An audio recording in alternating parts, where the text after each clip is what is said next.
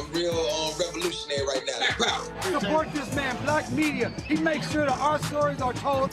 Thank you for being the voice of Black America, Roland. Stay black. I love y'all. All momentum we have now, we have to keep this going. The video looks phenomenal. See, this difference between Black Star Network and Black-owned media and something like CNN. You can't be Black-owned media and be scared. It's time to be smart. Bring your eyeballs home.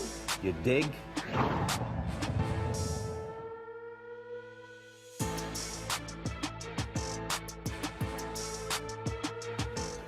Today is Friday, January 28th, 2022. Coming up on Roland Martin Unfiltered right here on the Black Star Network. A Pittsburgh bridge collapses on the day President Joe Biden is scheduled to visit the city to talk infrastructure. Oh, did y'all know that the Republican senator from Pennsylvania voted against that particular bill? Yet he was tweeting about how they were in contact with the people who were impacted. All right, folks. Lies sent a Black Pennsylvania man to prison for 37 years. Now he's out and suing the city that put him behind bars. A Tennessee man is shot and killed by 9 cops. It's on video. We'll show you the tragic shooting. Why aren't they arrested? Plus, there was another woman found dead on December 12th in Bridgeport, Connecticut. We told you about Lauren Smith Fields, but another family did not find out until days after their loved one, Brenda Rawls, was dead. The president of the Greater Bridgeport NAACP joins us tonight. He'll tell us what they are doing to demand action from city officials. The National Black Farmers Association president is calling out Pepsico for what he calls ongoing discrimination. John Boyd will explain what promises he says has been broken by Pepsico. We also have their response. A retiring GOP Texas senator admits under oath that Texas violated voting rights law during the redistricting process. He literally signs it. We'll have the Texas Legislative Black Caucus member tonight to tell us what that means. Also, in our Education Matters segment, we'll take a look at the importance of tutoring. Folks, it is time to bring the funk. I'm Roland Martin Unfiltered on the Black Star Network. Let's go.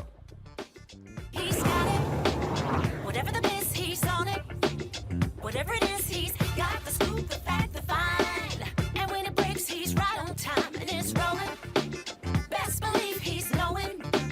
Putting it down from sports to news to politics. With entertainment just for kicks, he's rolling.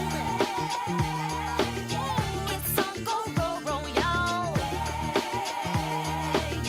It's Roland Martin, yeah. Rolling with Roland now. He's funk, he's fresh, he's real, the best, you know he's Roland Martin now.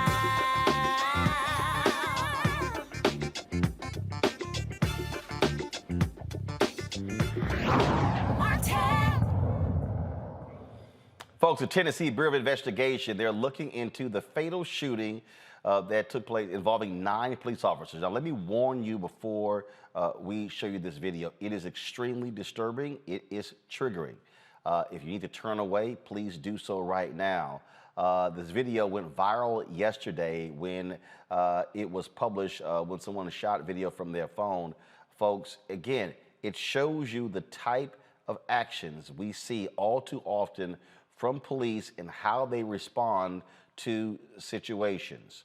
Now, here's this. So I'm going to go ahead and play the video right now.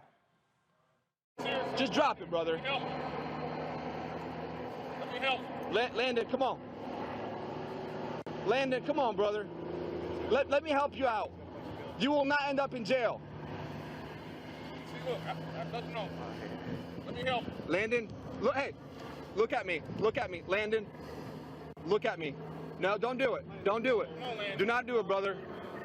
Landon, don't let me go home with this today, brother, please. Come on. Landon. Landon, look at me, brother. I'm talking to you. Hey. Please. I gave you my word. My word means something, okay? I keep it. You will not go to jail today.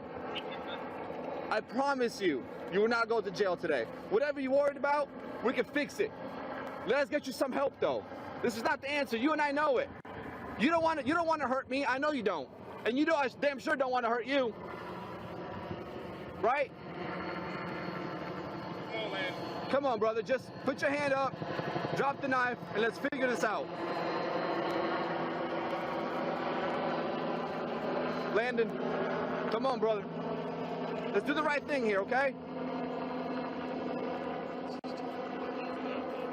Let's get you some help, brother, please. That's all we're asking, bro. No, don't, Landon. Oh my gosh. No, don't do it, Landon. No. Back up a little bit. Back up a little bit. Landon. Come on, Landon. Don't do this, bro. Seriously. I got you. Let's end this, man. Let's end it, Landon. Just drop the knife, brother. Let's help you out. Let's go home. Let's go home, Landon. You don't want to do that. Don't want to do that. Come on. Come on, Landon. Don't want to do that. Landon, don't. Please, brother. Come on, man. Hey, I've been out here for 30 minutes talking to you, bro. Let's go home. Let's go home, Landon. Please drop it, brother. This is not the answer. You know, I don't want to hurt you. Come on, Landon. Landon, don't. Hey, we don't want to hurt you. We don't want to shoot you. And you don't want to hurt us. Right? I got kids to go to. I got a family to go home to. And I was on my way doing that. But my God put me here so I can help you out today. And you know it. And you damn sure know it. I know it. Come on, brother. Just drop it. Landon, please, brother, don't do this. Please don't. Please. You've been talking to me the whole time, brother. Please. Do it for me. I give you my word. I will help you out. Okay. Look, here, take them off. Come on, brother. That makes you feel better. Take the sunglasses off. No big deal. My sunglasses off. Eye to eye. I've been talking, brother. Look, I don't even have a damn vest on. And I still stopped at the interstate because I want you to go home today. I don't want you to end up dead inside the interstate. Nobody wants that. There's folks right here that got kids in the cars. Look at that, kids over there just sitting by. Don't give them that show, brother. Okay, please. They're gonna have to live with this too, not just me and you. Please, just drop it, brother. That's all you gotta do. I promise you. Get your hand out of your pocket, drop the knife, and I'll guarantee you I will have an ambulance here to help you out. You will not go to jail if that's what you're worried about. Nope. Come on. Not taking anybody to jail then, Landon. Not doing that. Come on, Landon. Please. Help me help you. That's all I'm asking for. Come on, brother. Just drop the knife. Get your hand out of your pocket. If that's a gun, what you got in there, don't worry about it. We'll figure it out. We'll fix it. I'm not too worried about that right now. I'm worried about you. I'm worried about you, Landon. Come on, brother. Just drop it. Come on. I know you can do it. I know you want to do the right thing here. And this is your chance. Landon. Come on, brother. Landon, please, brother. Don't do it. Don't do it. No, no, no. No, Landon.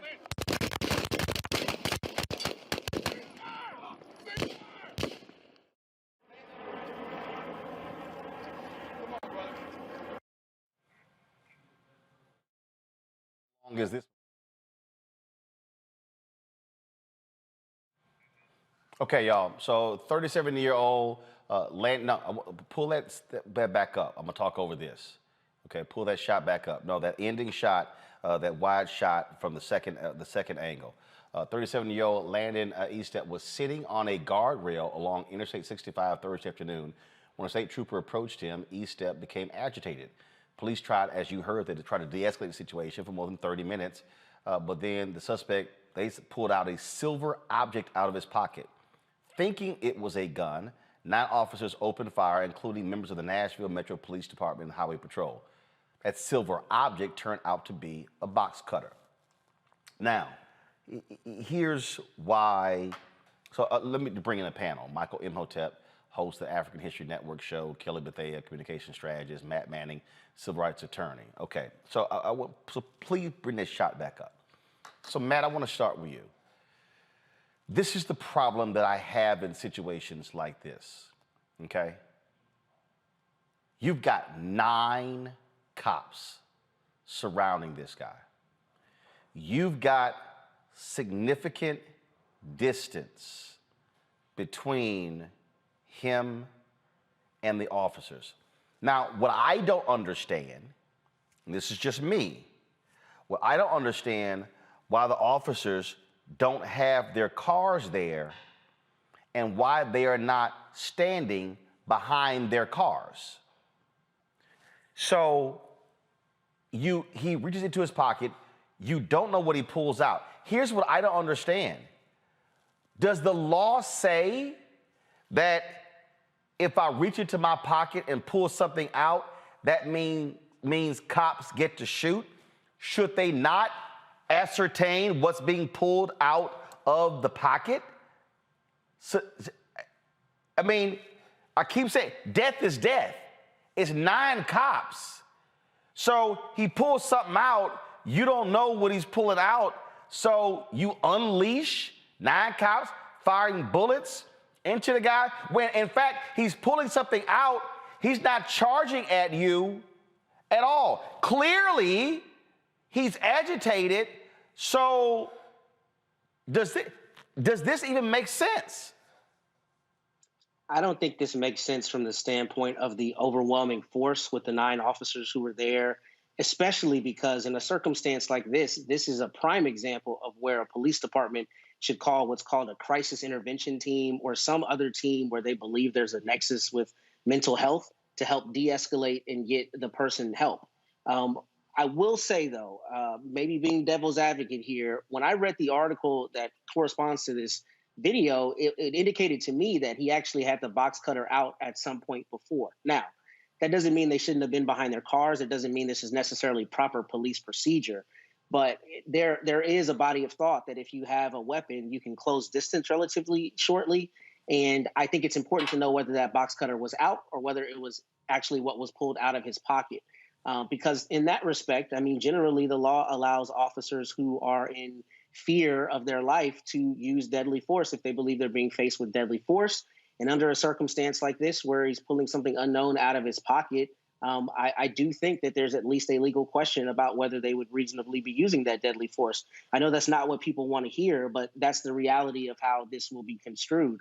But I do think that if he already had the box cutter in his hand, then I think all your points are definitely valid, considering they're so far away from him, there's no way he could have closed distance, which would make this wholly excessive and wholly unreasonable to use a firearm when somebody's further than 20 feet away from you with a box cutter in their hand. So but that's what I see here, and I think that's important to know. But Kelly, this is precisely why people who say defund the police say you don't send cops in situations like this. You send professionals who can talk someone out.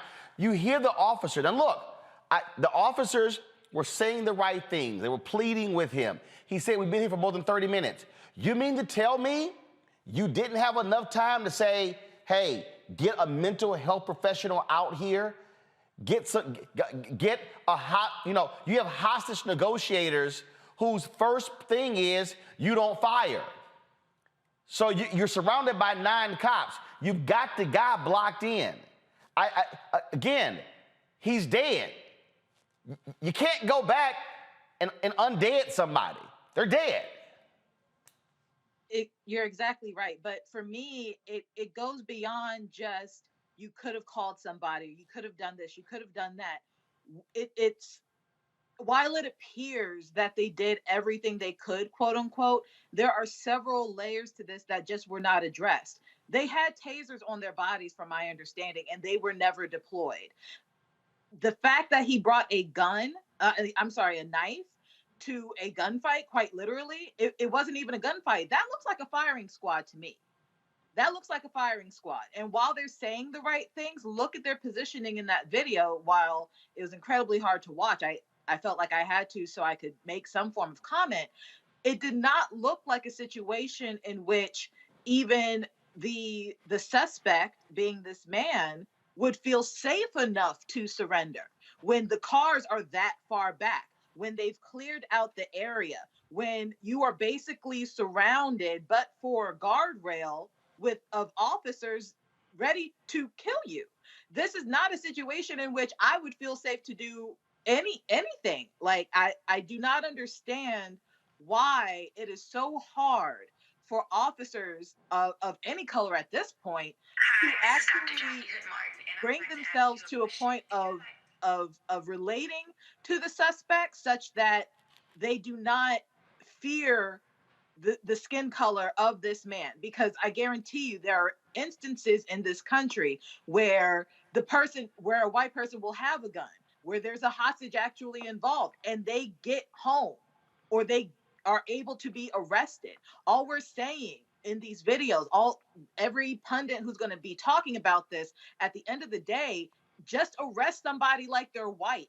If that is how you have to conceive it and perceive it, arrest them like they're white and make sure that. Well, first of all, this guy is white. First of all, this guy here, he was white. But the thing that I couldn't tell. Yeah, the guy here was white.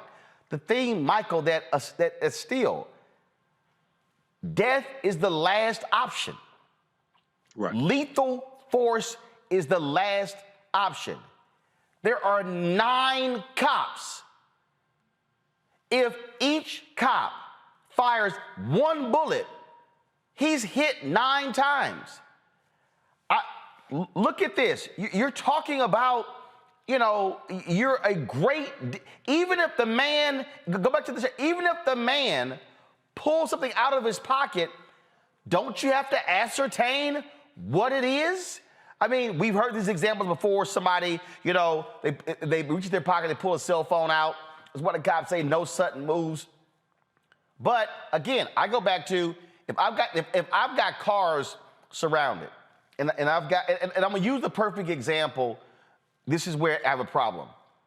So we talk about the death of Michael Brown in Ferguson, but a lot of people might forget that a few weeks after Michael Brown's death, Kajima Powell was shot and killed by St. Louis cops. Right. Mentally unstable brother. And it was 16 seconds from the moment the cops arrived and opened the door to the first shot that went out, that was fired. I'm gonna play this video. Again, it's triggering, folks. If you want to move away, please turn away. To Kelly's point, why are you not using tasers?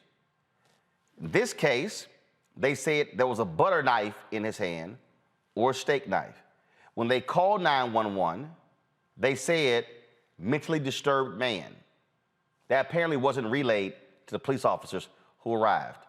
But again, just like this situation here, I need people to understand, and I want to see how the cops sort of operate. So I'm going to play this here, so watch this. Them boys, though. So now the police finna pull up. Y'all call the police? He bagging up. He got his gun out. Oh shit. Oh shit. Oh shit. Oh shit. They got their guns out. Oh, they just killed this man. Damn.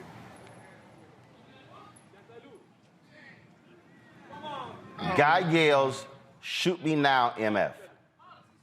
Cops roll up. They step away from their car. He steps towards them. They unload. Again, I'm not a cop. But this is how I think. This is just me. Henry, go Wyatt. This is just me. If something is happening, if something is happening, if you are across, let's say, like where the camera is, I'm not gonna walk around here. I'm not gonna walk around here and stand in front of you. This is just me. I'm probably gonna stand behind something that creates some distance between me and you. So if you try to come at me, the table's blocking. The cops there roll up, they get out of the car. 16 seconds. 7 shots fired, he's dead. I'm like, Seriously, and guess what? The law says if they believe their life is being threatened, they get to actually open fire. These cops in Tennessee are probably going to get away with this. Say that no, they follow all procedures. They try to talk to the guy, try to calm the guy down, but he's dead. This is where you've got to have police departments they've got to change how they respond to mental health situations. Yeah, I agree, Roland. That was the first note that I made dealing with this case. Did they call a mental health expert to the scene? You heard the officer. Now, the video clip is from Metro Nashville police officer Jason Kidd's body cam footage. You heard when the police officers say we've been here 30 minutes or so, something like that. So I'm wondering, okay, did you call to negotiate? It's clear that there's some type of mental distress. Secondly, looking at the piece on this from the USA Today, his name was Landon Eastep, the person who was killed. He had his right hand in his pocket throughout the negotiation and held what appeared to be a small black object in his left hand. So when secondly, I would think that they would move the cars in front of them to take cover as well. As you said, Roland, I would think they would take that precaution because you don't know if he has a gun or not. Yeah, the guy says, I got no vest. Well, if I'm standing behind the car, I'm standing behind the door, if he pulls something out, I should be able to say, hey, identify what that is. It's 9 cops. Right. If he takes 5 steps, I got enough time, enough firepower to take him down. To Kelly's point, 9 cops, nobody got a taser?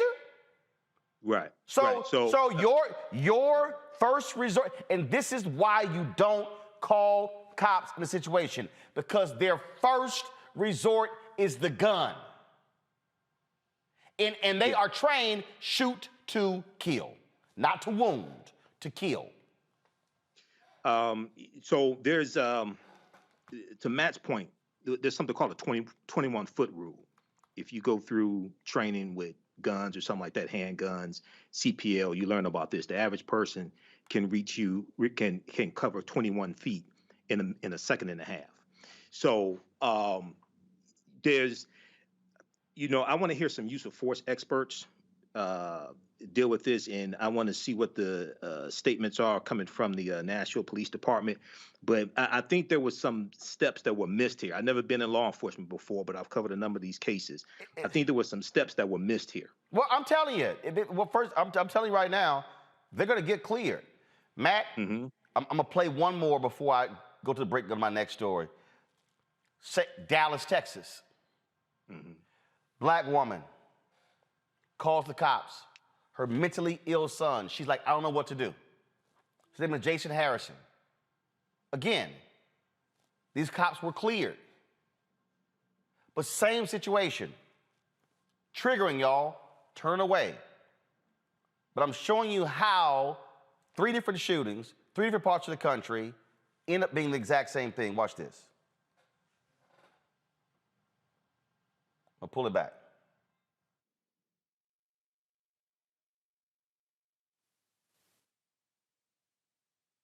Glad y'all here. I can't control him. Young man comes out. Y'all, I want y'all to see this. He got a screwdriver in his hand. For some reason, Jason Harrison was enamored with this screwdriver. I hate that we can't hear the audio because there's another video that actually has audio. You hear the cop say, put it down, put it down. They're backing away. What do you think happens? Right here. Look at this here. Y'all, he opened the door. They are standing not even 10 feet from him. That's his taser. To Kelly's point, you see his taser right there. His first choice, he pulled out his gun. Boom. Dead. Y'all, let me go back. Mama opens the door. Right here. I just want you to understand. They open the door. 30 right here. Mama opens the door. At the 57-second mark, She says, I don't know what to do with my son. Y'all need to help me. Shots fired, he's dead. Y'all, that was 13 seconds. Right. It was 13 seconds. Matt, 13 seconds from when the door opened. And this man is shot and killed. This is what, and we see this over and over again, and cops get off because, hey, the law says man had a screwdriver, cops had reasonable belief that their life might be in danger, they're trained to use lethal force. It's inexcusable, Roland, but it does show you the gap in the law. The problem is, from a criminal standpoint, when these officers are prosecuted, they're able to avail themselves of the same law that an average citizen would be able to use in terms of self-defense, and they're doing it in the context of their job, which is why we see them beating these cases all the time. So what needs to happen is there need to be stronger, criminal penalties for officers who use their weapons, especially in a lethal context, when it's unreasonable, number one. But number two, there needs to be an actual way for families to get recourse. It's so difficult to prosecute these cases from a civil standpoint because not only do they get cover on the criminal side, they get cover on the civil side. So this is also a matter of a gap in the law because officers need to be held to a higher standard. They shouldn't be treated the same way your average citizen is, but they are, which is why they customarily beat these cases. And this is why a lot of folks, they're afraid to call the cops when they have folks who have mentally ill family members because they might end up dead.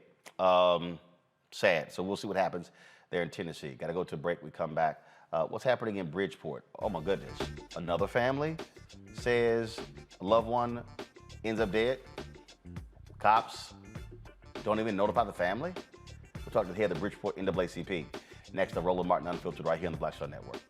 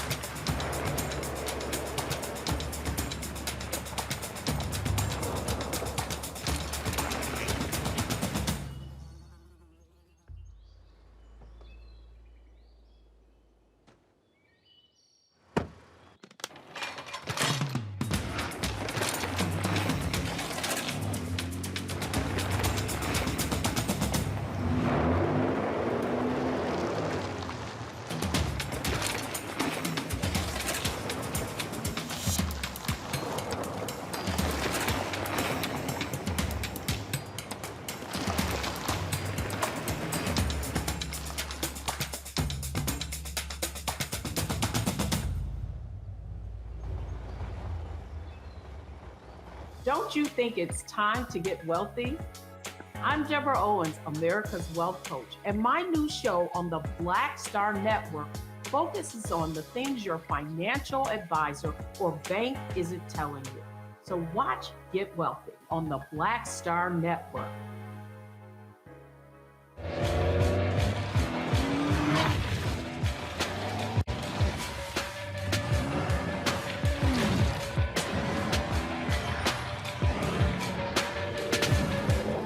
Pull up a chair, take your seat. The Black Tape with me, Dr. Greg Carr, here on the Black Star Network. Every week, we'll take a deeper dive into the world we're living in. Join the conversation only on the Black Star Network. Hello, everyone. I'm Godfrey, and you're watching Roland Martin Unfiltered. And while he's doing Unfiltered, I'm practicing the wobble.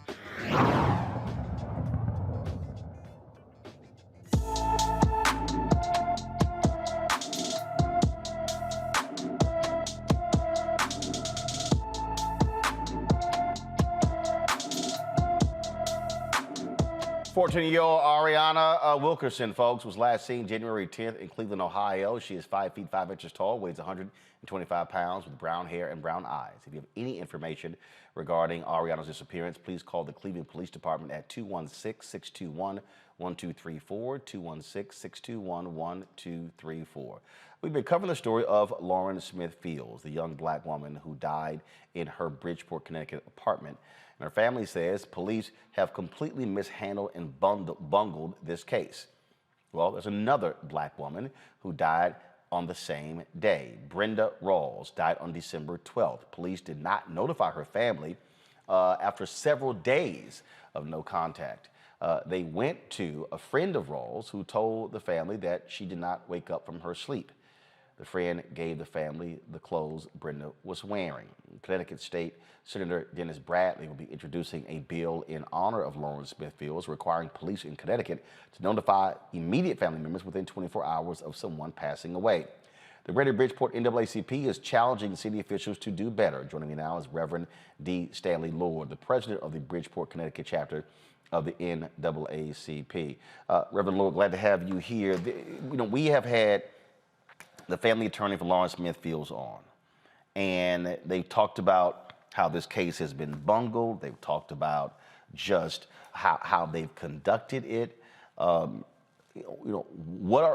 the hell is the police chief there saying? Well, what are we had the president pro tem of the city council on as well. I mean, are they embarrassed by how this investigation has been conducted? The chief I spoke to, the deputy chief today, the acting chief is actually on vacation in Florida, a pre-scheduled vacation. But the reality that most people don't know is that the man who she was with is a city employee. What the parents from the family says is that only one officer showed up, maybe they were two, but there was no investigation. And there's a question of whether or not the body was sent as a Jane Doe. And then the family had to go they had to call an undertaker and say, well, what do you do when you can't find your child and they're dead? They'll say, well, call Farmington, which is the morgue, and where they do the medical examination, and that's where they found their loved one. We have given numerous press releases. We've tried to meet with the mayor on different occasions when issues of police wrongdoing, but he always gives us his cronies. He has never met with us, and I've been in office for 2 years. So what is next? The president pro tem told us the city council was going to pass or send a letter requesting the state take over the investigation. That was supposed to happen yesterday. To your knowledge, has that happened? To my knowledge, I'm not sure. We will be sending a letter. We sent a press release demanding yesterday, demanding that the state take over the investigation. The state narcotics and the state DEA, because Bridgeport brass has proven that they are inadequate when it comes to doing a proper investigation. And again, as we talk to folks, and this story is finally picking up some attention across the country, and it is shedding light on the police department, on the city itself. And again, I would think that you would have a much more proactive police department and city leadership, because the last thing you want is this level of negative attention. Reality is this. This is a predominantly black and brown city, of which we have less than 15% officers of color. We have only one officer in leadership in the Detectives Bureau, only one black. We have no leadership of the top ranks of the Bridgeport Police Department. And that's the problem. That's why we have insensitivity issues. Okay, okay, I'm trying to understand. Well, if you have that racial makeup, so let's see here. African Americans make up, according to what I have here, 32.3% of the city. White, Hispanic, 20.3%. White is 20.1%. So you're talking about 53, 54, 55%. What's the racial makeup of the city council? City council is about 60-40. 60-40 what? Black, brown, or white? White. Okay, so what's going on? Are black folks there not voting folks out?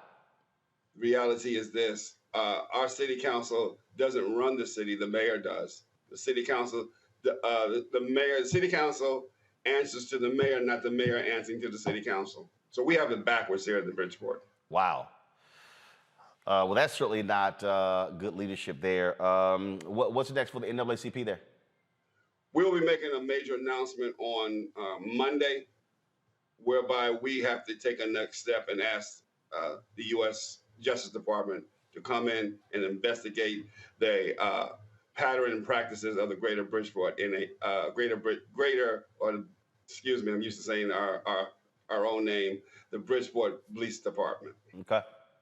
All right then. Certainly keep us abreast of that, Reverend Lord. We certainly will be, covering this story to its conclusion. We appreciate it. Thanks a lot.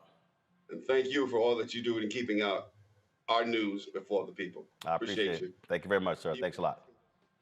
Mark, I want to start with you. This is the thing that I continue to say while we talk about voting. We saw this with Ferguson. Ferguson was 67% black. Right. Had never had a black police chief. Had never had a black mayor. Had limited black folks in the city council. This is where black folks have got to be using our voting power. You control the city council, you control the mayor. Mayor is one vote. You can control the process. But if you don't use your political power, then you can't control the political process. Absolutely. Now, in the case of Ferguson, Missouri, and once again, this is an example of how politics is the legal distribution of scarce wealth upon resources and the writing of laws, statutes, ordinances, amendments, and treaties, their adoption, interpretation, and enforcement. In the case of Ferguson, Missouri, the way that city government worked is that the city manager was the one who had the power. Right. The mayor worked part-time. I'm not disagreeing with you. Right. But even in a city manager form of government, the council hires the city manager. Right. So exactly. So I just want people to understand it's some cities, it's like some big cities don't have a city manager. It's the mayor and city council. In Ferguson, Missouri, the way it was structured, and it's probably based upon the charter, which is something that is like the constitution of the city, which is really important for people to understand the charters of those cities, because those charters can be rewritten as well. It sounds like in Bridgeport, Connecticut, it sounds like that charter needs to be rewritten so that there's a balance in power between the mayor and the city council. Well, okay? There are a lot of cities across the country where you have that. And look, I covered Fort Worth City Council where they had a city manager form of government. City council, how the city manager ran the city. City of Dallas has a city manager form of government. There are a number of cities that do that. Again, the difference though is the city council tells the city manager what to do. You've got to have a robust city council that is putting that pressure. So again, what I'm talking about here, Kelly, voting power. If you don't maximize it, then you're not in a position to be able to change things. Mayor needs citywide votes. You tell a mayor, keep playing games, we voting your ass out. But you got to do it. You got to actually make it happen. I mean, and that's with anything, right? You have to make it happen. But with going back to the core issue of the fact that these Black women have been dying pretty much at the hands of the law enforcement is just certainly a scary. No, that's incorrect. That's incorrect. They're not dying at the hands of law enforcement. I understand that the law enforcement aren't actually killing them, but the fact that they're not doing their due diligence, that's what I mean, at the hands of. It was more hyperbole than... Okay, well, no, but that's that, when you say dying at the hands of, sounds like law enforcement is killing them. I get it. But to your point, we need to take these matters more seriously. And I thank God for shows like yours that actually take this matter seriously, because we really do need to protect Black women. But you're absolutely right that a start to protecting Black women is to get people into offices that have that kind of mantra behind their policies and their platforms, such that when they do vote for anything, they keep Black women in mind, especially when it comes to law enforcement and safety. See, the thing that Matt that just drives me crazy again. I remember when it happened with Ferguson. I was sitting there going, how in the hell are you a city that's 67% black and you never had a black mayor? I mean, it was crazy to me, and again, I think you know, look, I know that we were dealing a few years ago when I was at TV1. We were dealing with some cities in Mississippi. Black mayor, black council. What they did was they had hired a white city attorney. And so we were dealing with them because the way the cable business works, the city determines who gets the cable contract. So we were trying to explain to them, use your power to city council to say to the local cable contract, why in the hell TV1's not on here? We want a black network. And so you had these white city attorneys who would say, oh, no, y'all can't do that. We were saying to the black people, this y'all city. Like, y'all got all of the positions. What are y'all doing? And this is the thing where you have to use your power. As they are demanding answers there in Bridgeport, I believe you've got to have folks who are mobilizing to also say, keep playing games. We're going to take every single one of y'all out of office. Y'all keep playing games. I think you're exactly right, Roland. I don't know that I have too much to add because I echo those exact same sentiments. But I think what's important is in this case, you've got a mayor-council form of government, as you and Michael were just discussing, and that imperils the mayor, especially where he or she decides not to meet with the people. So that's what I don't understand is how do you have a mayor who decides not even to sit at the table with you when they are the one who's on the chopping block if things don't go the right way? I mean, you need a strong city council. But where you have the mayor, who is the ultimate executive, then they are the ones who are imperiled if they don't do what they need to do. So we absolutely need to use the power. And beyond using the power, we need to determine who is most at risk for being removed in the event they're not doing their job. And what I don't get here is how this department can bungle two high-profile situations involving black women where they had evidence on scene of nefarious activity, didn't take anybody into custody, botched the investigation, and didn't even notify the families. I mean, the incompetence is beyond description, and I don't understand how anybody still has their job after that kind of situation. I just want people to understand, even in the city manager form of government, council hires the city manager. Change the council, you can fire the city manager. Right. Who controls the police department? The city manager. So you make clear to the manager, we want to see changes in the police department hierarchy, or city police chief, you're out. City manager, you're next. Y'all, I've seen it happen. Again, I covered city council in Fort Worth. It was a city manager form of government, and that's exactly what they did. They said, get your departments together, or we're gonna sit here and bounce the city manager. Trust me, they don't wanna lose their job. So we'll see again what happens there next in Bridgeport. All right, folks, gotta go to a break. We come back. Black farmers say Pepsico not doing right by them. Pepsico says, yes, we are. We'll talk with John Boyd, who leads the National Black Farmers Association, next, right here on Roland Martin Unfiltered on the Black Star Network.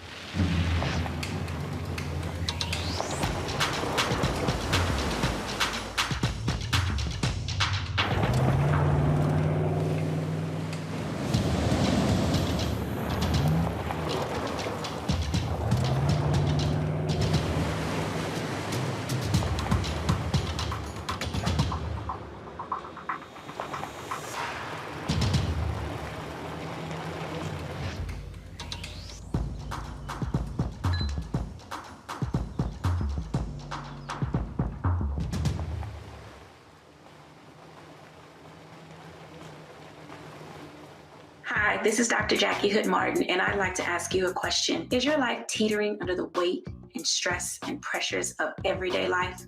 Well, let me tell you, Balance isn't easy. Join me each Tuesday on Black Star Network for Living a Balanced Life with Dr. Jackie.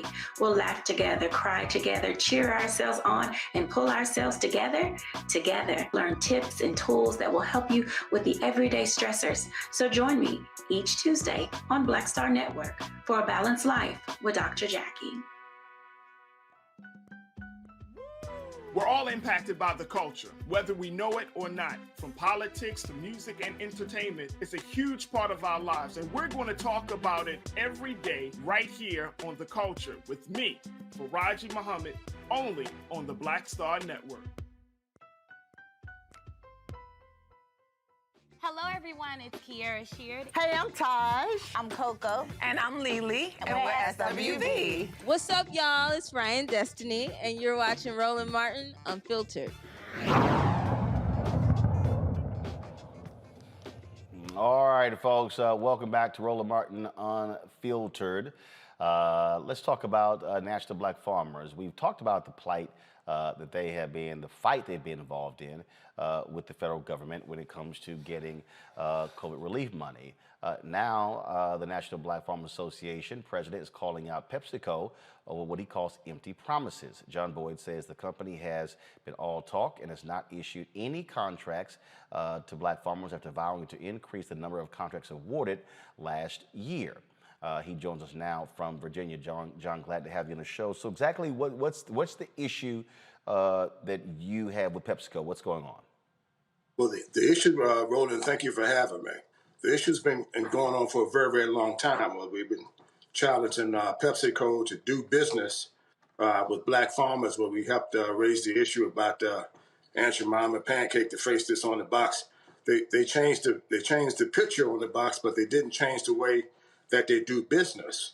They aren't doing any contracts in the form of potatoes or corn, two things that every black farmer in this country can grow.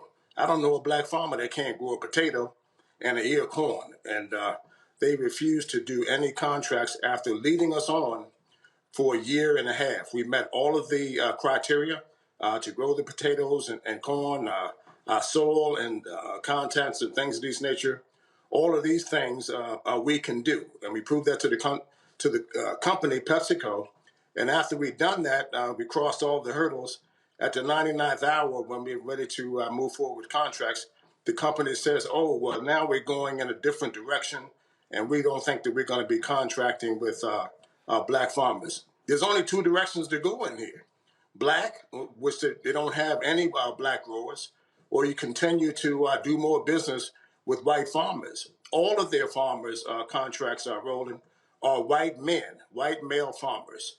And it's time to change that. You know, they say these things and they put out these great diversity statements on how they're going to include blacks that never trickle down to the actual people who's supposed to be doing and benefiting from these contracts. So we reach out to PepsiCo with regards to the press release that you issued earlier. This is what they just sent us. It is incorrect to equate our decision not to pursue a further relationship with John Boyd with a lack of interest in working with the farmers of the National Black Farmers Association or black growers in general. Unfortunately, despite our repeated requests made of John Boyd, we were unable to meet with NBFA members and were not given the opportunity to assess their operational capabilities. As part of our racial equality journey, PepsiCo remains committed to increasing black representation in the agricultural supply chain and working with black growers on efficiency, productivity, and sustainability. We are proud that over the past 2 years, we have increased our spend with black suppliers by more than $150 million, including a significant increase in our spend with black-owned farms. We're also proud to serve on the corporate advisory board of the National Black Growers Council, working to further increase our spend with black growers and remove systemic barriers for their operations. Now, let's address the first item here. When they say we were unable to meet with NBFA members and were not given the opportunity to assess their operational capabilities, how do you respond to that? That's definitely not true, Roland. And they wanted us to give us intricate details about our membership list, where we invited PepsiCo to come out to our conference and to be a speaker at our conference, and neither one happened. They're the ones who haven't been responsive. They haven't, as a matter of fact, they haven't been responsive for years. And, that's what these Fortune 500 companies do when leaders like myself call them out. When we called out John Deere, they'll run and find a softer black face that will say nice things about the company. But in all reality, John Deere doesn't treat us any better than it did before. And PepsiCo comes out with a similar statement that John Deere just did. And all reality, Roland, we still don't have any contracts. After we met all of the criteria from soil samples, their specialists came out and said, hey, we should be doing business with you guys. And then they retract and say, we want to go in a different direction. That's what these companies do. And they need to be held accountable in the black community, and other black leaders should be accountable for their actions when they let these companies off the hook and they don't provide any real substantive contracts and things that benefit, in this case, the black farmers community across the board. So, okay, and so in terms of in terms of assessing operational capabilities, when you say they wanted the list, and so did y'all ever sit down and meet? Did NBFA ever lay out these are this is what our members are, this is our capability, and so were these in-person meetings? Were they Zoom meetings due to COVID? And how often did y'all meet? Yes, and great questions. These are all Zoom calls, and the person that was at the table was Keith something at PepsiCo, who was supposed to be the buyer for potatoes and corn. And for the people that are watching, this isn't something new. These talks have been going on for a year and a half, and now all of a sudden they say they're on somebody else's board and they're going to try to do something with other people. Roland, that's what these companies do to blacks and black leaders in this country. It's called divide and conquer. And this is one time I'm not going to sit back and not say anything. It's not right when people sell you out and not get subsistence contracts and things for black farmers in this case. They're in John Deere and in this case, PepsiCo. I'm not letting these companies off the hook. We met all the criteria. And like I said earlier, I don't know a black farmer in this country that can't grow a potato if he was provided a contract, and can't grow an ear of corn if we were provided a contract. The issue here is PepsiCo hasn't granted us any contracts. They can do the same thing that they're doing with white farmers. I don't need a different contract than what they got. Give us the same opportunity to provide those goods and deliver on time and give us the opportunity to fail here. And we were never able given that opportunity. And that's what these companies do to blacks in this country. Divide and conquer and wait us out. They waited till the Aunt Jemima thing calmed down, and then all of a sudden we want to go in another direction, or we're going to try to do something to work with some other people. And I'm here today to say on your show, Roland, because you've been a leader on these issues and you know exactly what I'm talking about. It's time to draw the line in the sand with corporate America, and it's time for them to deliver on blacks and stop pimping us out here, because that's what they're doing. What is, just for people, I mean, I got people in our chat rooms, they're asking this question as well, and I got a question, I'm sure each of our panelists has a question. What is the National Black Growers Council? What is that? Some group they probably came up with. It was helped to formulate with John Deere's when they really came out and said that they were going to support and work with a core group at John Deere. And the person who's head of that is a African-American male, Mark House, an executive with John Deere, who helped put the group together. And that's what they do, Roland, to try to go around when we put pressure where John Deere wasn't servicing black farmers, servicing white farmers and getting to black farmers in middle of our harvest when they got good and ready. And I called them out on it, and they went and found some black faces to say, hey, John Deere is good. In all reality, John Deere still isn't servicing black farmers, and the way that we're greeted at these local racist dealers isn't any better than it was when I bought the issue out on your show, Roland, a few years ago. And PepsiCo is probably doing the same thing. That's what these corporate people do. They use fancy lines such as, "We're going to move in another direction." That's a favorite line of corporate America, which simply say, "We're not going to do any business with you." And Black America needs to hold them accountable. How many cans of Pepsi does blacks drink in this country? But we can't get a damn contract with them. And they're sitting there trying to tell me that something's right with that, and it's not. We can meet the demand, we can meet the capabilities, we can deliver, and we can grow a damn tater, like we say in the country, and I can grow an ear of corn, and Pepsico is full of it on that statement. Any questions from our panel? Matt? Yes. Michael? I have a question. Okay, Matt, I'm start with you. Go. Good evening, Brother Boyd. I have a quick question for you. Did your members do things like consultants or experts to determine, what they would be able to do in terms of output? Like, what costs did your members incur based on the verbal agreement that Pepsi had that they were going to give y'all contracts? Well, first of all, we used their people. It was their experts who came out and tested the soil and said that, we meted the criteria. So it was their experts who said we met all the demands. And after we met the demands, I really pushed them to execute the contract.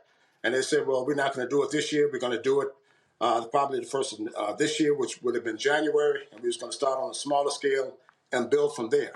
And when we got on the Zoom call, that's what I was looking for, the details on how to move forward with the contract. And all of these executives are on the Zoom call with me saying that PepsiCo would not be moving forward with black farmers, that they were going in a new direction.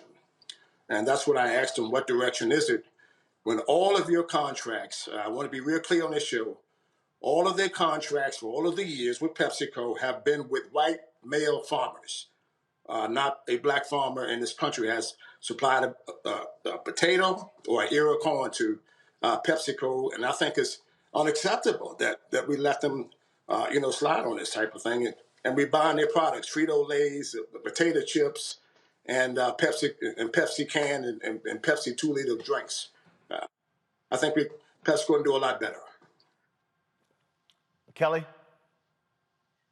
Sure. So granted, PepsiCo is, like you just alluded to, an enormous conglomerate of goods, from chips to foods, everything.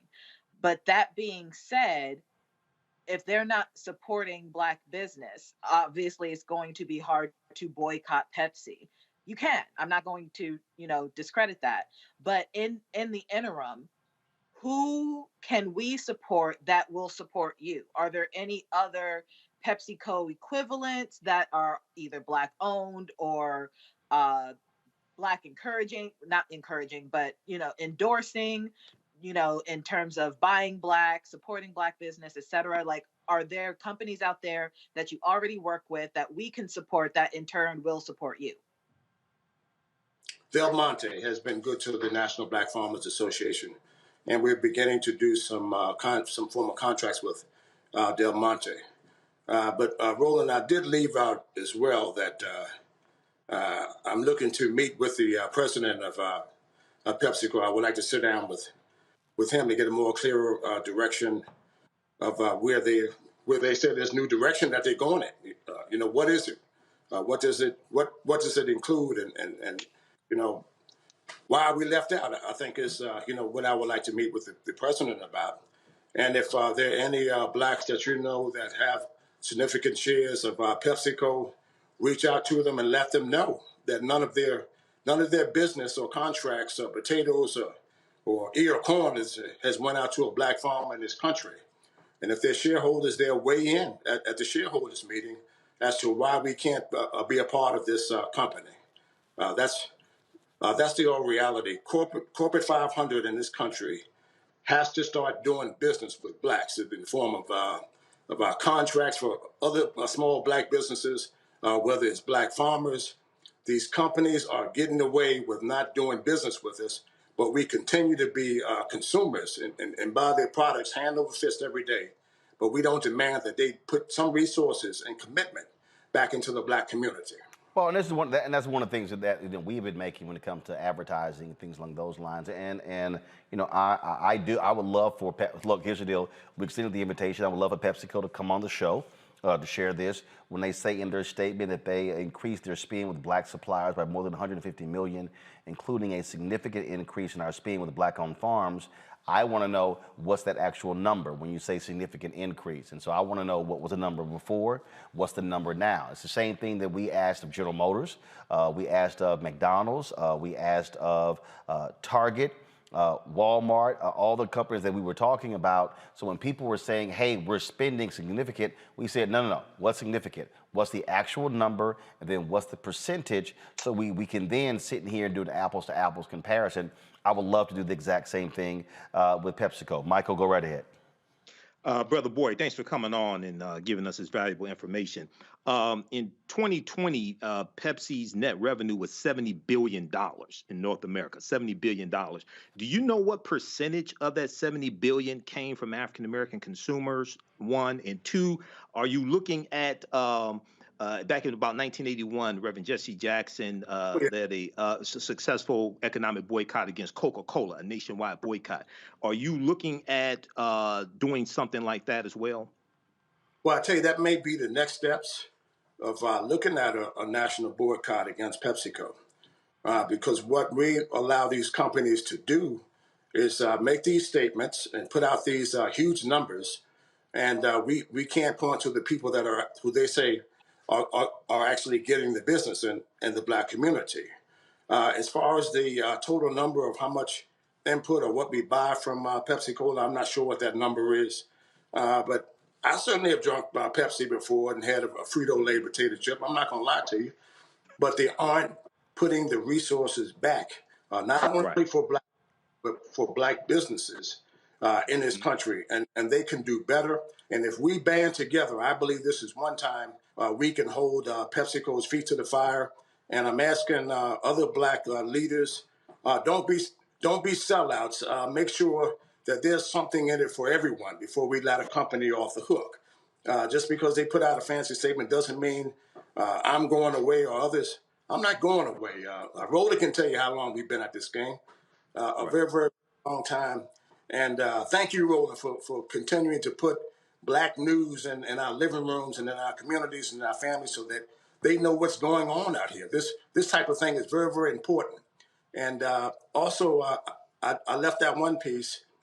We can meet the demand as black farmers if we provided a contract, and I think that we can deliver just like any other farmer. So I want to put that piece to rest, that these companies keep alluding to the fact that we can't produce. I've been farming for 39 years, and I've never missed a crop season, whether it was a dry season or a bad season. I just finished harvesting 400 acres of soybeans. I had 300 acres of corn. I'm competing in the top three commodities in this country: corn, wheat, and soybeans. And I can fulfill a potato contract, and I certainly can fill a corn contract for PepsiCo if we were provided that same opportunity as they're providing white farmers in this country. All right, then, John Boyd, National Black Farmers Association. We appreciate it. Thanks a lot. Thank you for having me. And just so our folks know, again, this right here, the National Black Growers Council, this is their board of directors right here. We'll be reaching out to them. Would love to have them on the show. This is their corporate advisory board. You see Frito-Lay, Farmer Credit Bank of Texas. You see Bungie North America, John Deere, Bayer, FMC, Great American Insurance. That's the corporate board members. And so, and again, love to have PepsiCo on here. Our goal, and what I need people to understand as we walk through this, when we talk about where's our money, when we have these segments on the show, what we are doing is we are attempting to, what I call, reprogram Black America. John Hope Bryant talks about a reboot. So what happens is, in the history of America, we have been excellent consumers. We've been fantastic consumers. We have been amazing consumers of numerous products, soft drinks, fast food, cars, clothing. I mean, we could go on and on and on. Yet when we begin to talk about the money, then things begin to shift. Mm-hmm. Now, what people have to understand is part of the problem here is that when we have this discussion, a lot of times the battle is with folk who look like us. Oh, I got people who hop on my Twitter page, my Instagram page, man, why you out here begging white folks? And I said, so you mean to tell me $322 billion is spent every year on advertising in America, and Black-owned media should not be getting our fair share? Is that what you're saying? Really? Henry, get a shot of my wall there. And if not, matter of fact, I got the graphic on my phone. Let me try to find it. The thing that I'm trying to get people to understand is when I say we have to reprogram, because too many of us are tripping because you got somebody black who's saying, yeah, I think, we deserve what's ours economically. That's what Operation Breadbasket was about. That's what Reverend Leon Sullivan was doing. That's what the black collectives that we're doing in the 30s, 40s, and the 50s, that's what all this is. And so I'm not saying PepsiCo's right, PepsiCo's wrong. What I'm saying is John Boyd has made a claim. PepsiCo responded. I would love to know how much is being spent. How much are black farmers getting? Mm-hmm. Who's getting it? Because see, if you tell me that, we've increased our spend, okay, what were you spending before? $1,000, $100,000? And then what's the increase now? 500,000, $1 million, 2 million? Or was it 2 million before, 30 million now? What's the number? We're not going to, and again, this is the thing that I have been sitting here saying to people. There are people out here, and I see y'all comments. Y'all saying, reparations now. Okay. Who's gonna vote for it? And when is the vote gonna take place? And then, if they vote for it in the House, how's it pass the Senate? And then if it gets past the Senate, it goes to the president for signing. Then it's going to be a lawsuit. John Boyd was just on. There are provisions in the bill passed by Biden and Congress to give billions to black farmers. What happened? White farmers sued. Money's being held up. So what I'm arguing, while the people who support reparations are fighting for reparations, we should be demanding our fair share when it comes to corporate America. I told y'all, matter of fact, I'm gonna pull it up, just want y'all to understand, because I think a lot of people y'all think I'm just sort of just throwing this stuff out here as if I'm crazy.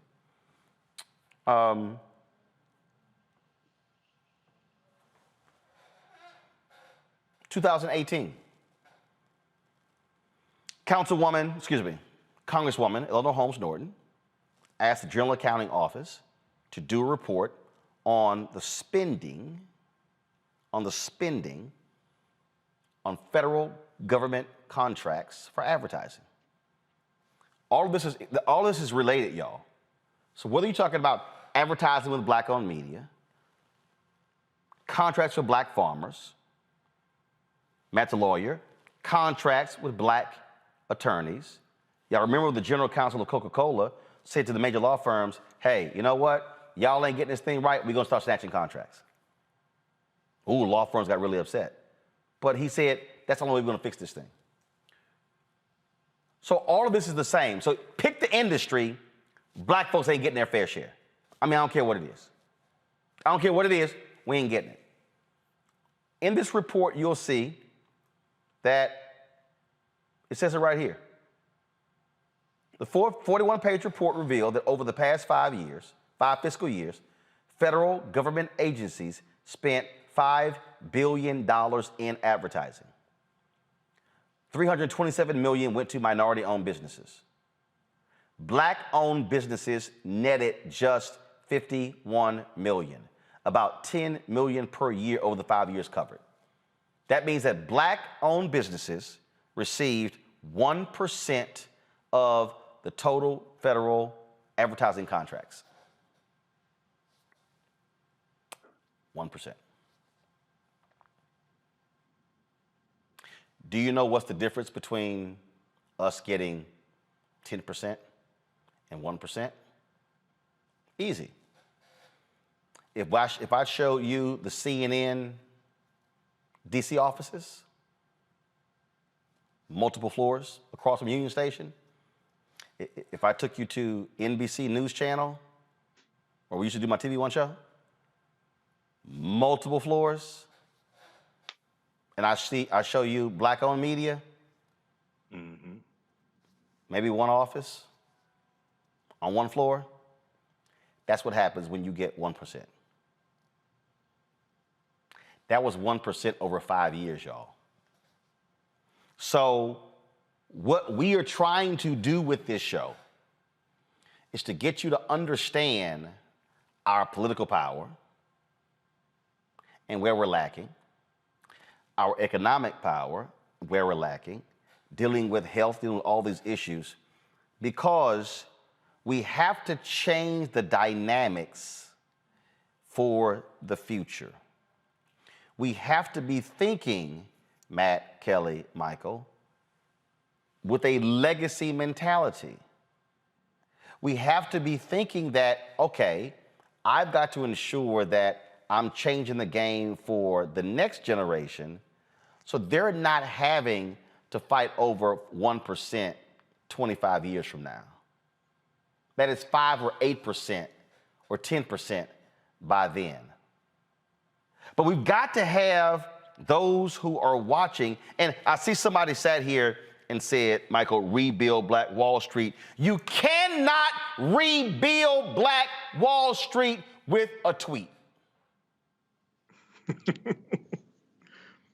You cannot rebuild Black Wall Street if you do not reprogram black people to buy black-owned products.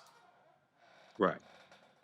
And for a lot of folks, this is a theoretical discussion versus a real life discussion. Michael. This is an extremely important discussion, Roland. Number one of my teachers, Dr. Claude Anderson, has been teaching for years. We have to renegotiate our relationship with corporate America. And this is exactly what John Boyd and you were talking about, because we spend billions of dollars a year with these white corporations. They take our money and give contracts to white small businesses, white-owned businesses, white farmers, things like this. And then our businesses, our advertising agencies, our media can't grow like they should because we're being locked out of these contracts. So this is extremely important, and we need to take this. We need to hold all these corporations that we spend dollars with each year accountable for this, because power concedes nothing without a demand. It never has and it never will. And when you talk about Black Wall Street, it's important for people. I've done lectures dealing with the history of Black Wall Street. I've studied it extensively. One, there were poor black people in Black Wall Street. So don't act like there wasn't poor black people there. Yes, we can rebuild it, but you have to have some certain things. But the foundation of Black Wall Street, a lot of those early landowners in North Tulsa, okay, the black business district was called Black Wall Street, or the Greenwood district. A lot of those early landowners got land from the federal government through the Black Freedmen Indian treaties of 1866 also. And lastly, when we talk about reparations, what people miss is what you laid out. One, it has to pass the House of Representatives and the Senate. You can't name me 10 Republicans in the Senate that going to vote for reparations. You can't name one. Tim Scott. You can't Tim name one. Scott already said he ain't going to vote for it. You can't name Tim one. Scott, and he's black. He ain't going to vote for it. The only people that support reparations are Democrats. Go to congress.gov, look up HR 40, 2021, 117th Congress. All the co-sponsors, last time I checked, there's 190 co-sponsors. They're all Democrats. And then you have to be able to keep it once you get it. If somehow you do get it, it's going to be challenged in the courts, as you just laid out. This is why federal judges are important. Federal judges are nominated by the president. This is why U.S. Supreme Court justices are important. Supreme Court justices are nominated by the president as well, confirmed by the Senate, as well as federal judges. So we have to understand how all these pieces come together and get past this theory and actually understand the process of bringing into fruition what it is that we say that we want. I mean, I tell you, Kelly, I mean, it is quite interesting when I said this and people thought I said this last night and I want to bring this up again because I think it's a perfect example of what we're talking about. And that is when we begin to, we talk about demanding fair share, we talk about, you know, what's ours, what we should be getting, and all sort of stuff like that. It's amazing to me when I have folk, man, they argue, they fight, and I tell people about priorities. I posted this 3 days ago, Kelly. Go to my computer. And I said, I really wish 50 Cent and all the actors on these Stars shows would ask execs in Lionsgate why they spend virtually no money on advertising with Black-owned media. They're building their network on Black eyeballs. They want their talent on our shows, but spend no ad dollars. I'm 100% with Black folks in front of the camera and behind the camera, but the ecosystem media extends beyond that. I get inundated with press releases from these media companies, get pitched to have their talent on Roland Martin Unfiltered before this, Tom Joyner and TV One and all the Black newspapers I have run, yet when we inquire about advertising, crickets. So our shows are good enough to have talent come on, but not to advertise. I wish more Black actors, producers, and directors would ask these networks these type of questions and demand they support Black-owned media, hashtag Black-owned media matters. Now, why did I say that? It's because we demand our Black actors to get better parts and better roles. We demand better diversity and inclusion on the screen. What I'm arguing to those Black actors, y'all got to be doing the exact same thing when it comes to resources. But I'm going to show you again priorities. On that particular item, it got 362 hearts, 43 comments. I posted about Fox likely ending Our Kind of People, a show that's on Fox, Black talent, network we don't own. Mm-hmm. Go to my computer. You'll see right here, folks, 8,255 hearts, 2,521 comments. So Kelly, on one post, I'm talking about Black economics, 43 comments. I'm talking about a Black targeted show on a network that we don't own, 2,521 comments. We also got to look at our priorities. Go ahead. I understand what you're saying, and everything you've said thus far is valid. However, when you compare posts like that, tying it back to what Michael just said, you're not going to need, like, there were poor people in Black Wall Street as well. Similarly, you're not going to need all 8,000 of those hearts to get what you need accomplished when it comes to getting Black media dollars. Yes, you do. If anything, you might just need however many hearts you had on the original post regarding you need 8,000. Black media advertising matters. Nope, you need 8,000. Now, I'm sorry? You need 8,000. You know why? You know why? You know what Stars is going to do? Stars is going to go, I just see 43 comments. Mm-hmm. Oh, trust me. I have been in these negotiations. When they see 2,500 comments, they go, oh shit. When they see 40, they go, y'all, we good. Trust me. I guarantee you. I'm just gonna give you an example. I'm not gonna name the company. We went after one company last year. The company called a black ad agency and said, can you get us the impressions on Roland's post? The black company called me. They said, Roland, can you send me the impressions? So we pulled together that video that was on YouTube, Facebook, Instagram, all the platforms. Sent the impressions on a Friday night. No, I got the call on a Friday night. I sent the impressions on a Saturday morning. They were meeting with me on Monday. But if my impressions were low, Kelly, wouldn't have been a meeting. They have, I know for a fact, they click on our Instagram page to see, oh, we good. It's about 20, 30 comments. Oh shit, 1,000 people commented. We need to do that meeting. Trust me, they pay attention. And that's also very valid, which is all the more reason I kind of want to go back to talking about Black farmers, which was the beginning of this segment, because if what you say is true, and I believe it is, you have no reason to lie about it, we need as many impressions regarding Black farmers getting what they need out of these big companies so that they can do the work that they feel like they were put on this earth to do, which is farming. So shout out to Del Monte, who has a plethora of product as well. Not as much as PepsiCo, but substantial enough for us to know that name and it have weight and, in regards to our lexicon regarding groceries and product. Kudos to them for actually supporting Black farmers, and, shout out to those in the future, those companies in the future who want to support Black farmers as well. But PepsiCo definitely needs to get on the ball, and hopefully other companies like Del Monte will follow. The thing that I'm trying to impress upon the people who are watching, and I'm looking at their comments, Matt, is to understand when we click like, when we post a comment, keep it going, it impacts the deal making.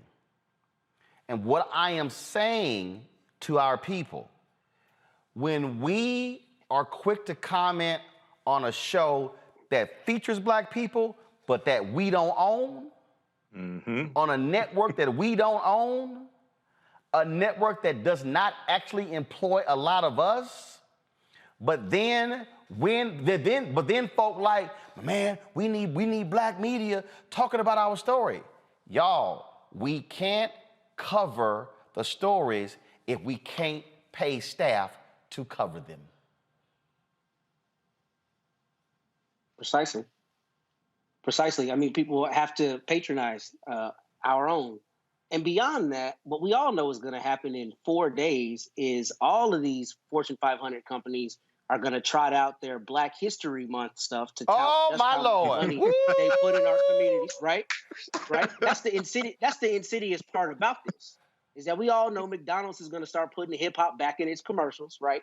So that they can advertise to us. And then the other 11 months of the year, they can do what they can do what they choose, which is not giving us, our fair share. And beyond that, what I found particularly interesting about Brother Boyd's segment is he used the word pimped, which I thought was really important, because what this company did is sat at the table with them for months on end, told them everything they needed to do to meet the capacities and to get the contracts. They did that, they proved it, and then the company went back on it and said, you know what, we're not going to do business with y'all after all. I guarantee you they're not doing that to the National Farmers Organization. And every one of these companies that's going to try to sell us a bill of goods in February saying we care about Black people, we know it's BS. And again, we know it's BS because you're not giving us our fair share. And again, PepsiCo denies that, and here's the deal. I got no problem having PepsiCo on. Got no problem doing whatsoever. I still want to know what's the spin. And let me be clear. If a company is doing right, we going to put the information out. Ain't going to be a problem. I got no problem doing it. If PepsiCo comes and says, yo, here the numbers, John wrong, got it. That's fine. which is why we have no problem putting information out. But what I'm trying to argue to our people, and yes, I got the company sitting there going, Roland, what's your Black History Month plan? I'm like, y'all know I do black every day. Right. So don't, see, I'm telling y'all, man, y'all would be blown away if y'all heard some of the conversations that we've had to have with people who are like, Roland, do you have a Black History Month calendar? I'm like, yeah, March, April, May, June, July, August, September, October, November, December, January. Exactly. They're like, I'm sorry, what do you mean? I'm like, I don't only talk to Black people and about Black people in 1 month, in 28 days. Mm-hmm. So how about y'all support us 12 months? And then people get real quiet and then don't return emails. All right, y'all. We're going to keep fighting the fight. And again, appreciate John coming on. Appreciate Pepsico with the statement. Again, I want to see numbers. And that's important to give facts to the audience. All right, y'all, we come back. We'll be joined by Texas State Senator Jasmine Crockett. We'll be joined by Texas Rep. Jasmine Crockett. Y'all can believe this story of a white Republican came forward and like, yeah. Oh, it's voter suppression. Yeah, we violating the Voting Rights Act. Signed. I'll explain next to Roland Martin Unfiltered.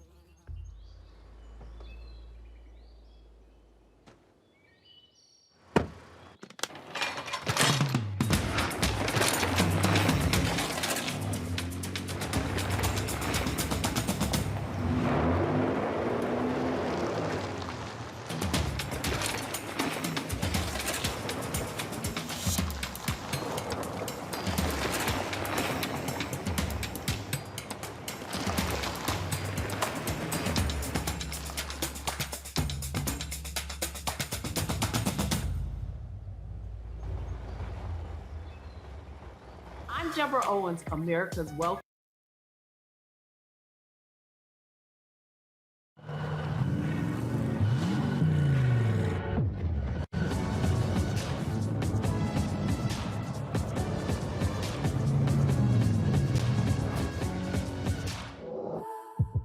Pull up a chair, take your seat. The Black Tape with me, Dr. Greg Carr, here on the Black Star Network. Every week, we'll take a deeper dive into the world we're living in. Join the conversation only on the Black Star Network. Hey, I'm Cupid, the maker of the Cupid Shuffle and the Wham Dance. What's going on? This is Tobias Trevelyan.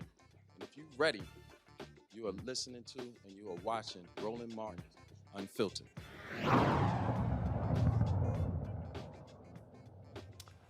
Y'all ain't gonna believe this. In a sworn statement, a retiring Republican Texas state senator said he believes the GOP violated federal voting laws when they redistricted State Senate District 10 in the Fort Worth area.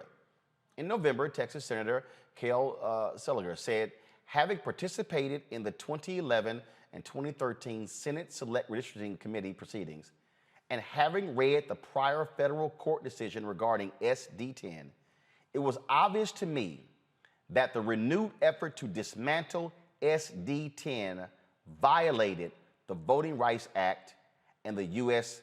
Constitution. Y'all, he literally signed this in an affidavit. Now, Texas maps were redrawn and approved by Governor Greg Abbott in October. Some of them diluted the voting power of minority voters and increased districts with majority whites. Joining us now is State Representative Jasmine Crockett, Texas.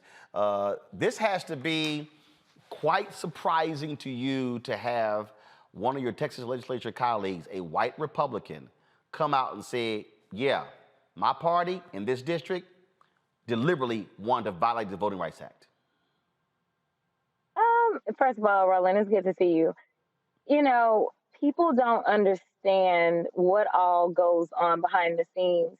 Our lieutenant governor's race is a race that nobody is really talking about, but people don't understand how much power our lieutenant governor has. And so, to me, this is a result of the war that the lieutenant governor decided to wage not only on Democrats, but on some of the Republicans as well. If they didn't line up fast enough or quick enough, he decided that he was going after them.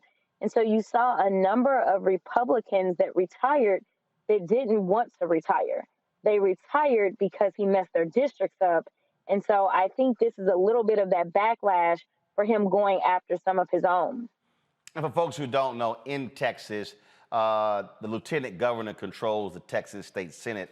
They literally have more power than the governor in Texas. That's how that goes.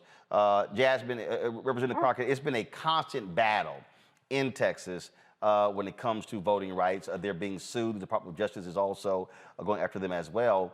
But these are the type of shameful things Republicans are doing to hold on to power. Oh, absolutely. It's a matter of by any means necessary. They don't really care about fairness, and they know that they're wrong. They knew that they were wrong when they did it. The difference is they felt as if they had all the cards in the deck. They felt as if it didn't matter because the federal courts weren't going to side with us. They felt as if it didn't matter because even if it went to the Supreme Court, by the time it gets to the Supreme Court, we'll probably be looking at redistricting again. They also thought that because the Voting Rights Act had been gutted for the vast majority of it, that it still wouldn't matter. So they thought they had all the cards. And that's why we were fighting so hard for the John Lewis Voting Rights Advancement Act and fighting for something. Even when Republicans kept saying that we just wanted to ignore our jobs, no, we were fighting. And if you will remember, it was the Texas House that decided to leave. The Texas Senate did not break quorum. Both chambers could have broken quorum, but it was only one chamber that did. And so if people just better understood how powerful that man is and how he wages his power amongst like everyone, then they would understand kind of what was at play here. You know, Beverly Powell is somebody that historically has worked across the aisle. And so it seems like she was able to reach across the aisle to a colleague and say, listen, we both got messed up, but you know what happened to my district was wrong by law. Please stand with me. And he was in a position where he had nothing to lose. And so he told the truth. The sad part is this happened in both chambers. This was the whole point of everything that they were doing. They knew they were wrong. They knew that we had 95% of our growth due to people of color.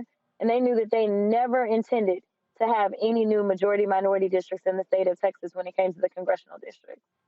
Well, look, it is a continual battle that we see all across this country. And the bottom line is this here. The battle continues. We saw today where a court in Pennsylvania threw out the ability to vote for no excuse voting. Donald Trump is gloating in this, but the Pennsylvania Supreme Court could very well overturn that decision. And so the battle continues in the courts, which is why we keep trying to explain to people, you got to vote, because guess what? Those judges are also on the ballot as well. And when Republicans control the bench, then they can pass the laws as well. They're guaranteeing the laws will never get overturned because they control the bench. Absolutely. I mean, you bring up another good point. We had 40 to 60% so far of our vote by mail applications that have been thrown out in the state of Texas under the new law. 40 to 60%.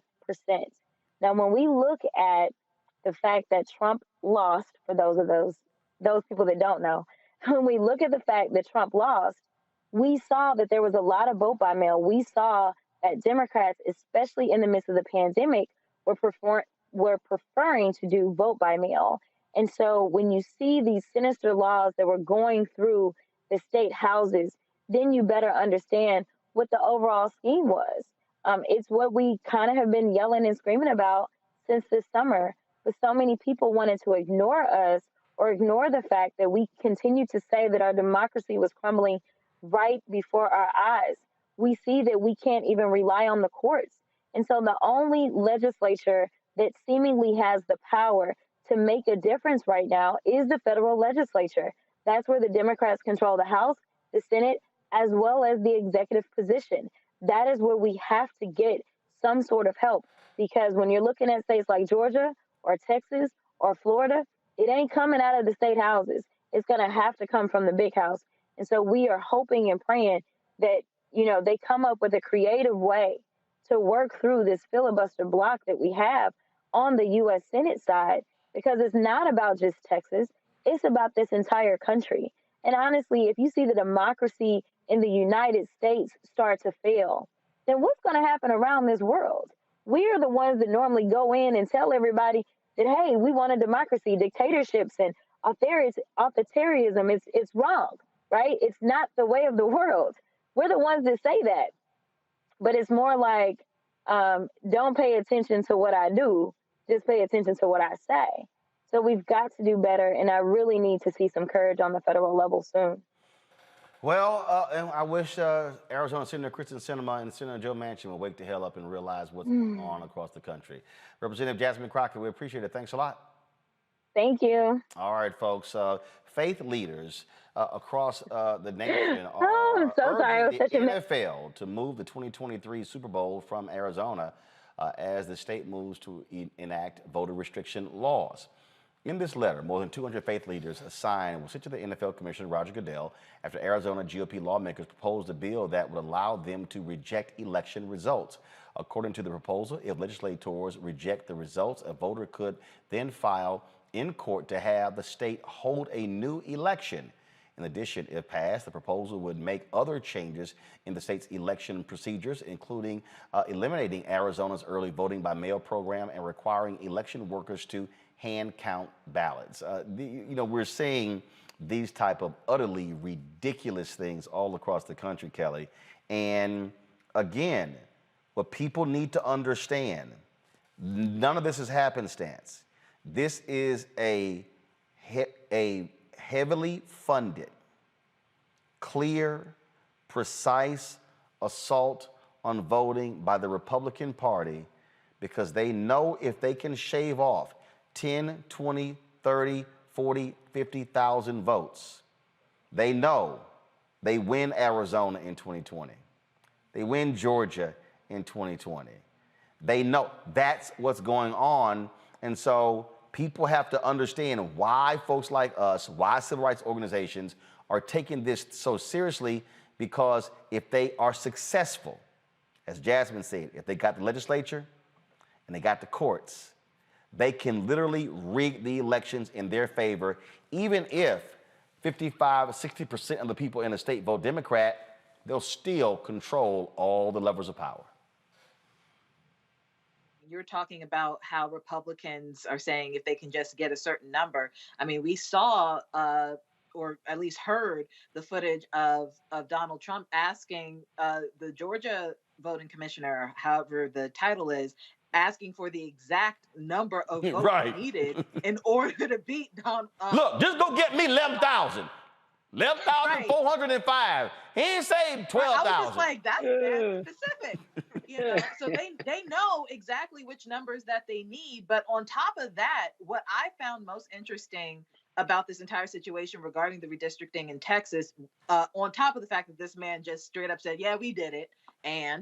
But in his rationale, in the article that I read, it says, quote, the Voting Rights Act says if you can create a district in which and this is the important part, historically marginalized minority can elect a candidate of their choice, you must draw that district. So that is the clause that they used in order to make this happen and have it within legal boundaries. But what's more insidious about this is that it implies that white people are historically marginalized minorities in Texas. I just want that to sit in for a second, and how absurd that sounds altogether. The fact that he was able to basically say that white people are historically marginalized and a minority in Texas, and that's why the redistricting needed to be the way it was. That's crazy. Matt, you're there in Texas. People, look, it is not, people go, oh, it's Texas. No, it's Texas. It's Arizona. It's Georgia. It's Florida. It's Alabama. It's Tennessee. It's Arkansas. It's anywhere where Republicans are controlled. They trying to pull the okie doke in New Hampshire. We know what time it is. We know what time it is. We know their game plan. We know exactly what they're doing. We see what they're doing. But if I may, Roland, if you'll indulge me, first, I want to shout out Rep. Crockett, who's actually running for Congress and who is a fighter in this state. So she was too humble to say it, but we absolutely need to support that sister because we need her in the big house, as she said, fighting against this. This is the game plan. Now, what I think is interesting is there's actually precedent for this as it relates to Arizona, because back in 1991, it's my understanding that they moved the Super Bowl from Tempe, Arizona to California because Arizona failed to recognize Dr. Martin Luther King Jr. Day. So this kind of actually dovetails with our previous segment about money, right? Because here's the issue. The Super Bowl is going to generate millions of dollars. So telling the NFL, hey, unless you get this right, and because of this voting rights bill in Arizona, unless you move this, you're going to have issues. That's how you hit people in the pocket, and that's how you hold them accountable. And I'm hoping that it gets some traction because the Arizona legislature, just like all these other legislatures, are straight up saying we don't care about a certain group of people and there's nothing you can do about it. And here's our game plan to keep marginalizing them. We can't continue to allow that to happen. Michael. Yeah, Roland, this is another example of leveraging our economics to enforce our politics. But you only do this if you respect yourself. You only protect what you respect. You only protect what you respect. So they should definitely do this. And if the Super Bowl is not moved by 2023, when it takes place in Arizona, we should not watch it. I haven't watched the NFL game since Colin Kaepernick left the league. So I'm down with this. Absolutely. So when you just talked about Texas and the voter suppression bill in Texas, people need to go back and read the article that Ari Berman wrote for Mother Jones in about May of 2021 that dealt with Heritage Action, the Heritage Action organization, which is the sister organization to the Heritage Foundation. And Jessica Anderson, who's the CEO of Heritage Action, was caught on tape talking about how it was their organization that crafted the voter suppression bill in Georgia, Senate Bill 202, and then how they were crafting similar bills in Republican state legislatures that are being pushed by Republicans. This stuff didn't just all happen by itself. It's orchestrated and funded, and then once the bills pass the state legislature, then Heritage Action and other organizations put pressure on the governors to quickly sign the bills into law. So we have to understand how all this comes together.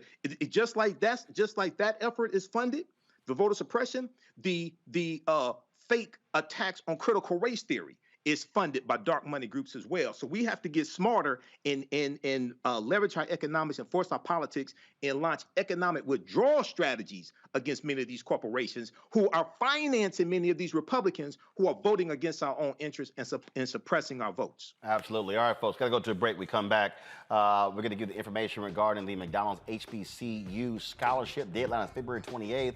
Trust me, y'all, $15,000 scholarship. There's 7 of them. So I don't think you want to miss that. I'll give you those details. And also the power of tutoring in our next segment as well. And a Florida state rep just lays it out over the issue of critical race theory. You're watching Roland Martin Unfiltered right here on the Black Star Network. Don't forget, download the Black Star Network app on all platforms: Apple phone, Android phone, Apple TV, Android TV, Roku, Amazon Fire, Samsung TV, Xbox as well. So again, download on all the platforms. And then, of course, support us with your resources. Join our Bring the Funk fan club. Every dollar you give goes to support this show. Cash App is $RM Unfiltered. PayPal, R Martin Unfiltered. Venmo is RM Unfiltered. Zelle is Roland at RolandSMartin.com. Roland at RolandMartinUnfiltered.com. I'll be right back.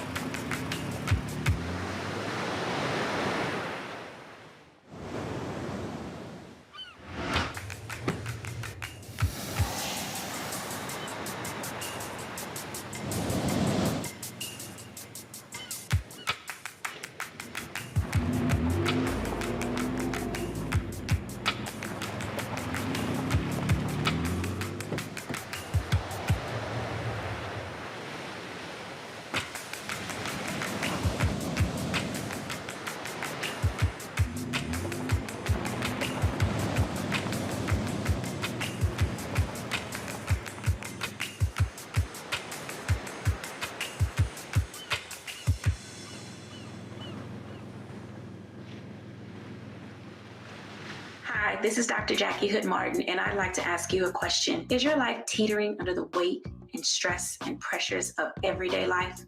Well, let me tell you, balance isn't easy. Join me each Tuesday on Black Star Network for Living a Balanced Life with Dr. Jackie. We'll laugh together, cry together, cheer ourselves on, and pull ourselves together.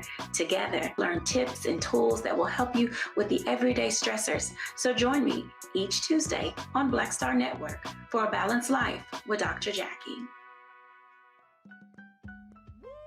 We're all impacted by the culture, whether we know it or not. From politics to music and entertainment, it's a huge part of our lives, and we're going to talk about it every day right here on The Culture with me, Faraji Muhammad, only on the Black Star Network.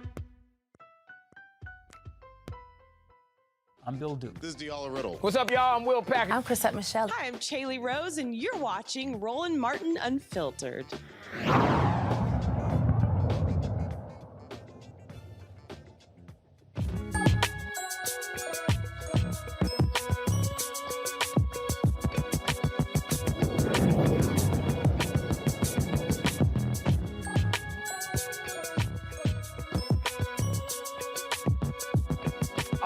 All right, folks, if you have a student who's attending an HBCU, that's right, and they're looking for financial assistance, then they can apply for 7 of these scholarships. I'm partnering with McDonald's in honor of the 115th anniversary of Alpha Phi Alpha, our 7 founders, the 7 jewels. That's why we're giving 7 scholarships.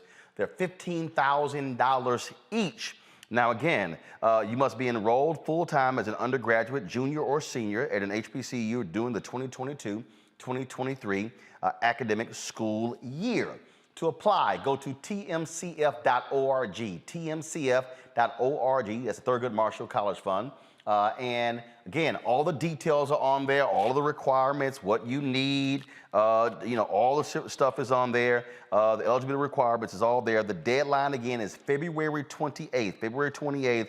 And so we want as many of you to apply as possible because this is about, of course, keeping the students in school. The reason I specifically asked to do this because there are a lot of students who cannot afford to stay. People who get to their junior year, they don't have the resources. Again, now you have an opportunity to land one of these 7 $15,000 scholarships. And so we appreciate McDonald's and Thurgood Marshall Fund. We're all partnering in this. And again, it is about keeping our students in schools. Speaking about keeping our students in school, folks, that is tutoring matters. And look, bottom line is this here. A lot of students don't necessarily get all they need in the classroom from teachers. And so as a result, they've got to have some additional help when it comes to their classes. So it's not complicated education. It's not complicated education. It's a tutoring business that focuses on science, technology, engineering, mathematics, and standardized test preparation. The company uses an individualized and fun approach to tutoring. The virtual component allows students to access their services across the country. Joining us now from Dallas to share more information about the company is Jay Veal, founder and CEO of Inc. Education. Jay, glad to have you. And so how does this program work? How does this program work in terms of tutoring? Is it all virtual? Do you have people who are appearing in person? How does it work? Yes, sir. So first of all, thank you so much for bringing me on, Roland. Great to see you. Glad to be here. So Inc. Education was started actually in the middle of 2015 and is a program that encompasses tutoring services or education services dedicated towards STEM, but we do all subjects from K to doctoral level, not just K to 12. We tutor students at every level for everything. They can get tutoring virtually and or in person. And in addition to that, we don't do just the tutoring services, but we include mentoring services. We do resume reviews and writing, literature reviews, ghostwriting for those that want to be authors, and a whole lot more services in this space. But we tailor our services from K to doctoral in the general scheme of things. So you've been doing this for 7 years, and so how many students have you worked with, assisted? Yeah, so we have helped over 11,000 students now in the education space. We have a success rate so far at a 95% success rate of our students of color and all students at this point, but primarily students of color getting A's and B's in over 50 different content areas throughout the United States. Our team is very vast. We have about 85 people on our team throughout 5 to 6 cities in the United States, between Dallas, Fort Worth, Chicago, DC, Austin, Atlanta, and Houston. We're a primary millennial-based team, so we relate more so to the students of today. But the main thing is this. There's not a tutoring company that really focuses on building solid relationships. And in education, relationships is key for the students to be successful. We build relationships with the students and the parents first, include different stakeholders into the process of their learning. So parents, teachers, counselors, students, and our team, to make sure everybody's on one page academically and pedagogically. We mentor our students and then provide them back-end support. So it's a 360-degree system that we utilize so students don't have anywhere else to go but up in success. And it's been proven through our numbers and our timeline throughout the 6 years why we're so successful in what we do as a tutoring brand. All right, questions from our panel. So first up, Matt, what you got? Well, first, thank you for providing this service and congratulations on the extraordinary efficacy. My question was just how do people get connected with the tutor in particular? So obviously, if they find the service, what is the vetting process to determine, I guess, who would be best for their needs and precisely how to help them accomplish their goals? Yeah, absolutely. Great question. So first off, one of the things that we do differently in our process of hiring our tutors on the team and our staff in general, we don't go through a hiring company. We don't go through a staffing company. But what we do is you cannot make it on our team unless you're recommended through a senior level executive or a C-suite member on the team, and or you're recommended internally through a regional manager. So that's one thing. Because of that, we tend to bring on very high quality individuals on our team who are tutoring consultants to work with. Now, once somebody comes into the fold and wants tutoring services, what we do is we have the consultation that's complementary to our clientele or to our students and our parents. We dive deep into building that relationship with them, finding out what they need, where their history has been, how we can utilize an ecosystem of support to make sure that they're successful. And then we pair them with a tutor on our team. And that pairing process is not just, hey, here's somebody on our team, boom, you're gonna work with this person. We take a lot of time to really figure out the strengths and weaknesses of the student, how we can move that along to the tutor that's going to work with them. Does their personality match?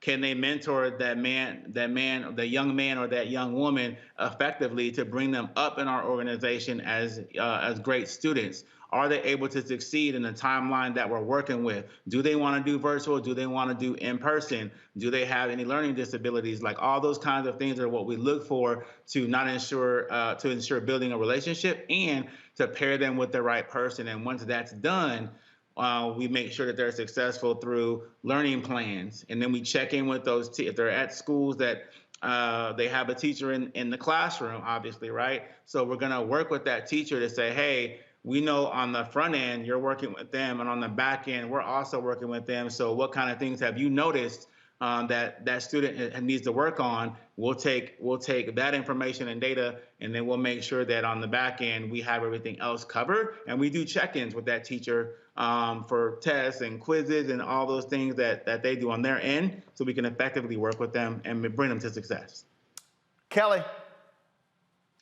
Sure. So I'm sure you have, countless testimonials about the success of your program, but if you can share like your favorite one of a child who's been helped in the best way through this program and what they're doing now. Man, I would say one student actually attends Prairie View A&M University right now. I have actually been tutoring this student. It's an awesome young female here who's from Dallas. And I've been tutoring her since 8th grade. So we've been bringing her up for the past, 6 years now within our organization. She actually came into the company not necessarily wanting to get tutoring or liking tutoring or really wanting to get that help. She's kind of a little bit resistant at first, but oftentimes when you kind of take that barrier down, let them know that you're really there for them and you really have their best interests at stake, the barrier gets broken down a little bit. So at this point, she wasn't doing so well in school, was making C's in classes or making D's in classes. And to this day now, not only did she graduate high school, with an A average, and at this point loved tutoring and wanted to come, every time we had a session, she was excited about it. She was writing notes down all the time.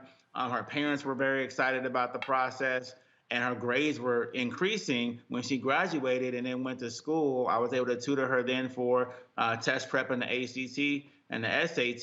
She got into school with some scholarship money, and now she's in her junior year at Prairie View, wanting to be a veterinarian doctor. So she's making her way through all the science and STEM courses and still utilizes us currently right now to make sure she's on the pathway to graduation there so she can effectively go to med school. And matter of fact, last week she just hit us up and was like, hey, I need statistics help now. So we continue to guide the pathway and bring our kids up, within a 5 to 6 year timeline sometimes. But once they're in, they love to stay. But our goal is, we're not trying to make you stay into tutoring, but we want you to learn enough information and be so successful that you can then teach your peers and let them be successful as well. All right, Michael. Wow. All right, this is a great concept, Jay. I was wondering, what type of support do you offer once they leave the program? I understand the example you just gave, and that's fantastic, but is there a support mechanism once they graduate from the program? What type of services do you offer or support? Absolutely. So once a student graduates either from high school, going to college, and or college, going to the corporate world or to, the real world, as we say it, right, in education, we provide them mentorship into the careers that they want to go into. The cool thing about our organization is that we have multiple different people in different careers on our team. We have educators, instructional coaches, IT consultants, engineers. Shout out to NAACP. I was a part of NAACP. There's, a lot of folks that was in NAACP out there. Right. Med school students. We have doctors and pharmacists. Like all of these different careers that we're able to encapsulate on the team, we can share with the students. Hey, I've been able to be a young person or a millennial working in this field. You can do this too, and here's how you get there. So one, letting them being able to share pathways with them on different careers that they can have and how they can get there. Two, if they still need tutoring support when they graduate high school and or college, they're still able to reach out to us and we become that person to work with them. Three, we're also a big brother and sister to these students. So oftentimes it's not just about the education and the tutoring. Sometimes the student may come and say, you know what, I'm having an issue with bullying. I'm having an issue with a disability that I have. I'm having an issue with communicating with some students that I have issues with. Like I have issues with, with social and emotional learning and those kinds of things. They're able to come to us. And it's not about just, hey, you're coming to see me during tutoring, but it's about, I'm here for you. I care for you as a person. I care for you as a student, and your family is part of our family, and us as tutors are part of your family. So when we're working with students, it's about an extension to the family. And that's what everybody that works with us calls us as. We're working with Inc. Tutoring or Inc. Education, but we're also working with somebody who has now become an extension of our family. And we have a lot of people that come to us who we tutor their whole family, from their kids to some of their cousins and the whole nine. So that's what makes the difference and kind of how we do that. I did a TED Talk on building relationships with students of color, and that's very important across the board. All right, what's the website? Website is inceducationllc.com. If anybody wants to come on the social media side of the house, we have Inc. Education on Instagram. Twitter is Inc. Education LLC. You can find us on LinkedIn as well, and basically any other platform out there. We ran this thing from knocking on doors. We got it. As a one-man show to now we're the top, minority-owned private tutoring company in the United States. So All right, JVille, we appreciate it, man. Thanks a lot. Good luck with it. Yes, sir. Thank you so much. All right, thank you so very much. I want to thank Matt, Kelly, and Michael for being on today's show. Thank you so very much. I'll be sure to see y'all next week. We're going to close the show out with this here, y'all. This speech in Florida, their controversial Stop Woke bills. Oh, my goodness. It's passed through committee, but not without some pushback from a black Florida lawmaker, Ramon Alexander. I wanted to play for y'all how he fought against this. There was still a 2.5-hour discussion and debate. The committee passed it on a 14-7 party line vote, but he laid it down pretty good, and I love how he just broke it down. So we're going to end our show showing y'all this. Check this out. Actually was not going to debate, but the last debate was actually offensive. And, I'm really sick of this stuff, and it takes a lot to even mentally prepare to participate in this type of situation. I woke up this morning early just to attempt to spiritually prepare myself. And so I hear about guilt and feeling a certain type of way, but you can only imagine how I feel just reading the bill. We can talk about subjectivity, we can talk about objectivity, but when it's all said and done, and I'm going to say this as professionally that I can, y'all have got to find another way to communicate to your base. You got to find another way to communicate. Representative Alexander, if you can keep it to your comments to the bill and not direct it to the motivations of the members that are on this committee in either party, please. Thank you. Yes, Madam Chair, but I think the motivations is the reason why we're having the bill. I understand that may be your belief and why you think it's motivations, but we are not speaking about motivations. We are speaking about the content of the bill, and we have done a very good job of staying on the content of the bill during the conversation today. So I would appreciate you trying to stay in that space as well. Thank you. Thank you, Madam Chair. And I did that for a reason, to show you exactly what's going to happen in our school system. So let's try this out, for example. Let's go to the classroom, and the teacher talks about and explains what happened in slavery. They go through the basic details, starting in 1619.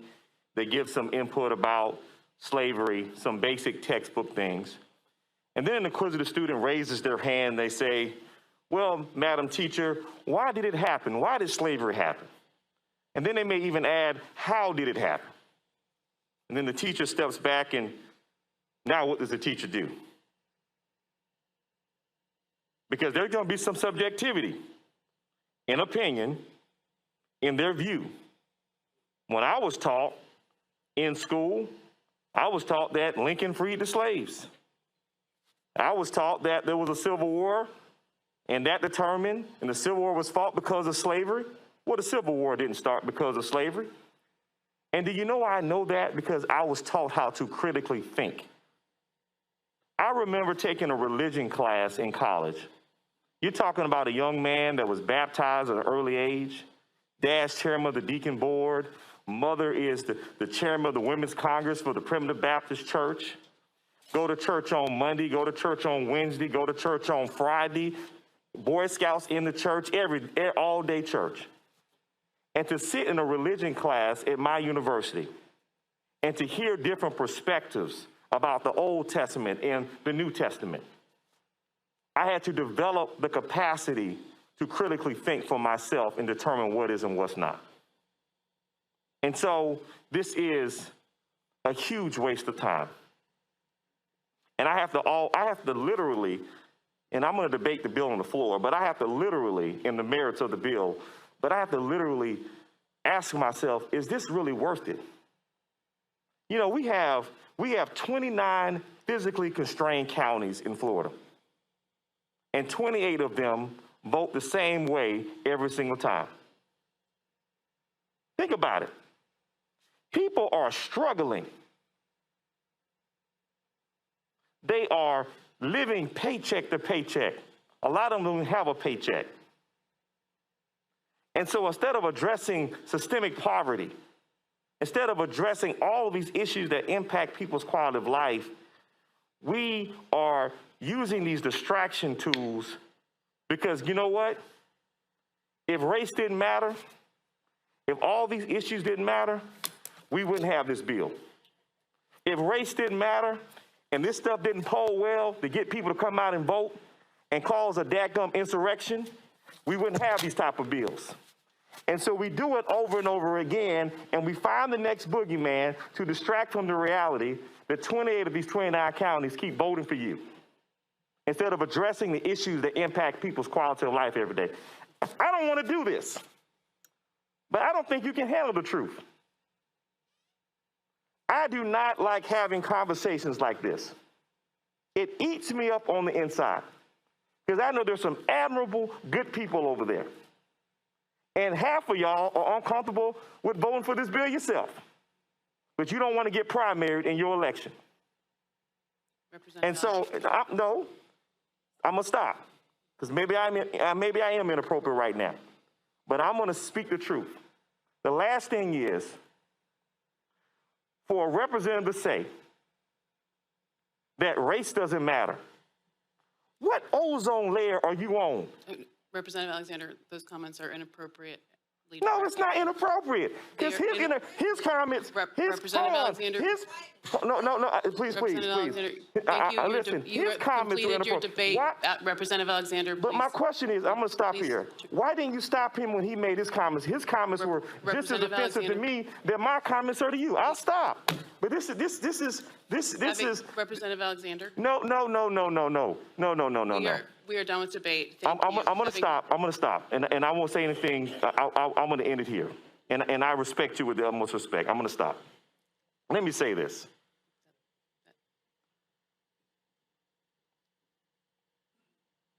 We are better than this. I love America with all my heart and soul. And in spite of everything that has happened in America, I'm here because I love this country. I went to the Florida American Legion Boys State Program. And the mission of that program is for God and country. And every time I stand up and I say the Pledge of Allegiance, I do it with pride and I do it with dignity. Every time I sing the Star Spangled Banner, I do it because I love our country. When I became a student senator at Florida A&M University, the first bill that I introduced as a student senator was to make sure that the American flag was posted in the student senate chamber and that we recited the Pledge of Allegiance. Because after my first two meetings, I realized that the student senate did not have the American flag posted in the student senate chamber. And we did not do the Pledge of Allegiance. So what I'm trying to tell you is that I'm not anti-American, but I am an American. And my voice matters just as much as your voice. My opinion matters just as much as your opinion. My reality matters just as much as your opinion. And you can't handle the truth. You cannot handle the truth. Representative Ramon Alexander will be on Roland Martin Unfiltered on the Black Star Network next week. All right, folks, don't forget, we've got some fantastic shows debuting next week. It's right, beginning on Monday, folks, is going to be great. Of course, Faraji Muhammad, his daily show will be 3 to 5 p.m. Eastern. We'll also have Deborah Owens' show, Wealthy You show, of course, Reverend Dr. Jackie Hood Martin show, Balanced Living, and then, of course, the Black Table with Dr. Greg Carr. Looking forward to that. And don't forget, folks, we also have another edition of Rolling with Roland. That's right. Next week, Bill Duke is going to be joining us, and we're looking forward to that as well. So, folks, a lot of things going. Real quick, Hampton University becomes the first HBCU to join the Colonial Athletic Association after William Harvey, president of Hampton, released a statement sharing the benefits of joining the CAA, saying it's going to be the next step in the evolution of Hampton University athletics. Several institutions of the CAA are located in their geographical footprint, which means that our student athletes will continue to spend less time traveling and more time in classes on campus. Of course, they're going to be playing with a variety of institutions that are not HBCUs, and I'm hearing some folks are not too happy about that. So we'll be talking more about that as well. All right, y'all. Again, as we always do, we end our show on Friday with our Bring the Funk fan club. Didn't have phone calls today because just sorting through some technical issues, but we'll have the calls next week. That's it. I'll see you guys on Monday. Stay safe, stay well, put the mask on, get vaxxed, social distance.